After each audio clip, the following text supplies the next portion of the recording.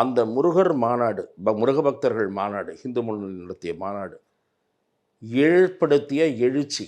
அதில் லட்சக்கணக்கான மக்கள் மாநாட்டு நிகழ்ச்சிக்கு முதல் 2 நாட்களாகவே அங்கே போய், அங்கே வைக்கப்பட்டிருந்த அறுபடை வீடுகள் அதே தோற்றத்தோடு வைக்கப்பட்டிருந்த முருகக் கடவுளுடைய அந்த அருங்காட்சியகத்தை பார்வையிட்டு தரிசித்து விட்டு வந்தது திமுகவினருக்கு கிலியை ஏற்படுத்தி இருக்கிறது, கலக்கத்தை ஏற்படுத்தி இருக்கிறது.